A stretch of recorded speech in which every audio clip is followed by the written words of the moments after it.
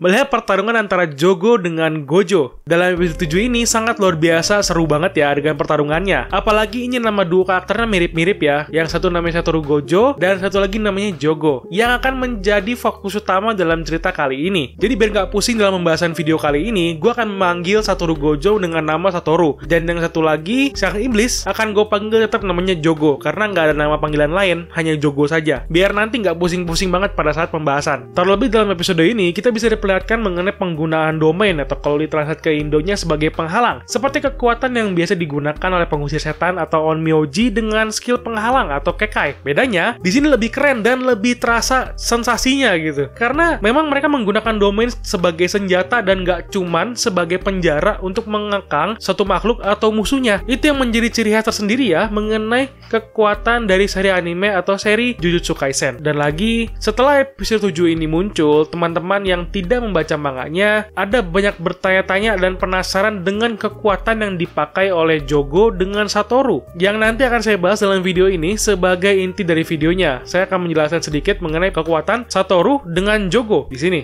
Pada pembahasan pertama, saya akan coba menjelaskan mengenai pertarungan yang terjadi antara Jogo melawan Satoru dengan melihat sesi pertarungan mereka yang cukup singkat dan berat sebelah, yang menambah suasana adegannya menjadi lebih seru. Apalagi si Satoru yang memang tidak mengeluarkan kekuatannya dengan serius saja sudah bisa melawan Jogo dengan mudah, seperti ketika dia melawan Sukuna pada saat di sekolah. Meskipun ya memang tenaga Jogo sekarang ini masih lebih kuat dari satu jari Sukuna waktu dulu, dan memang kekuatan Jogo sendiri dikategorikan setara dengan 8 jari atau 9 jari Sukuna sebagai dasar penilaian kekuatannya.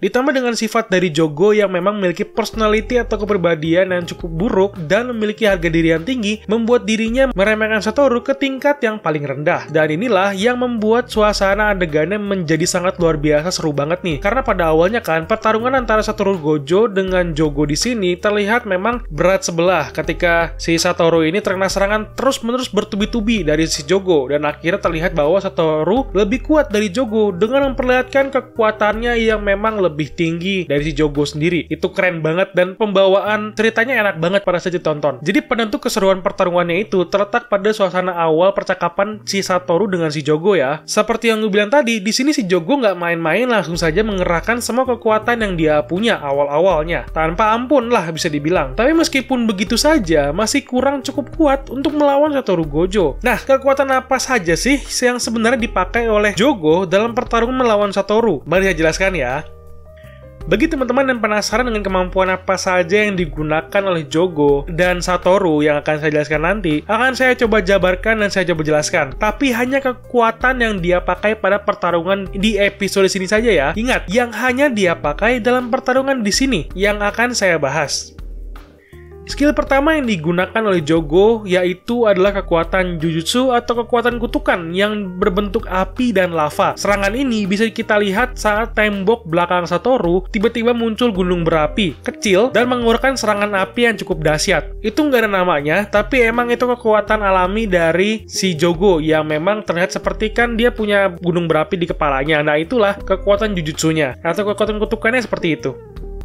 Lalu skill keduanya yang dia pakai adalah Ember Insect atau serangga api kalau di Indonesia kan. Dimana tanpa disadari di sini Jogo yang tiba-tiba mengeluarkan serangga dari kepalanya. Dan serangga ini berbentuk nyamuk ya kelihatannya, yang memiliki tanduk tajam di moncongnya. Dimana ketika mereka menusukkan serangannya ke musuhnya, mereka akan mengeluarkan suara dan meledakkan diri mereka seperti bom. Memang serangga mematikan ya.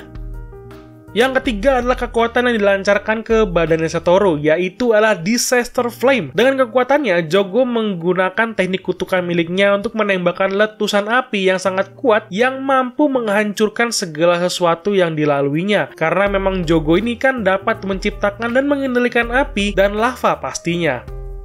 Lalu yang menjadi daya tarik dalam pertarungan di sini ya, yang terlihat memang paling beda dari yang lain, yaitu adalah domain atau pengekang yang dikeluarkan oleh para karakternya di sini. Nah, Jogo memiliki domain tersendiri nih yang bernama Coffin of the Iron Mountain atau bahasa Jepangnya itu Gaiken Techisen. Maaf jika salah nyebut. Dimana Jogo membuat domain yang berbentuk bagian dalam gunung berapi yang diselimuti oleh magma atau lava api yang sangat panas. Dan semua itu dapat dikendalikan oleh Jogo. Jadi setiap orang biasa atau penyihir Jujutsu akan langsung terbakar hingga tewas jika berada di dalam domainnya Jogo.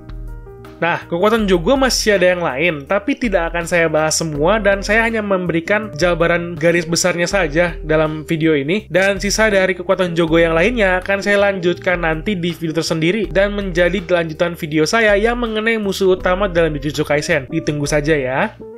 Nah, sebelum masuk ke dalam pembahasan selanjutnya, ada satu hal yang membuat gue cukup terkejut, yaitu adalah Hanami, yang sudah kita lihat bersama Suguru Geto. Jika di komiknya kan, kita tidak bisa mendengar suara yang dikeluarkan oleh Hanami, karena memang dia jarang untuk berbicara, dan sekalipun berbicara, dia memiliki bahasa yang cukup unik. Namun jika di animenya, malahan dia terlihat bisa berbicara dengan Suguru Geto. Dan menurut informasi teman-teman penonton juga, memang Hanami ini berbicara melalui telepati ke otak lawan bicaranya ya, ketika dia sedang ingin berbicara. Jadi seperti sesuatu yang sangat unik juga itu ya. Apalagi di animenya malahan terlihat suaranya kayak campuran cewek gitu. Ya meskipun ada campuran laki juga, tapi ya kayak alien lagi ngomong lah kedengarannya kalau di anime.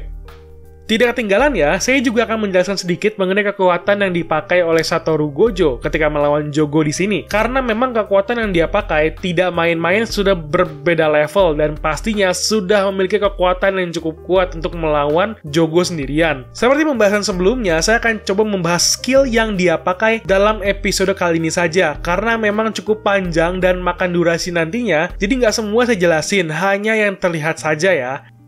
Nah, skill pertama yang dipakai oleh Satoru adalah Limitless atau Mukagen kalau bahasa Jepangnya, dimana ini adalah teknik bawaan yang diturunkan dari keluarga Gojo setelah diwariskan secara alami secara turun-menurun. Teknik ini bekerja dengan memanipulasi ruang yang tepat pada tingkat atom terkecil yang memang menghasilkan banyak kekuatan dengan memanipulasi ruang pada daerah sekitar. Jadi seperti perisai sihir kalau di dunia fantasi, dimana Gojo mengendalikan atom terkecil untuk membuat perisai tidak terlihat. Itu sih yang saya tangkapnya dalam kekuatan yang dipakai mengenai Limitless ini.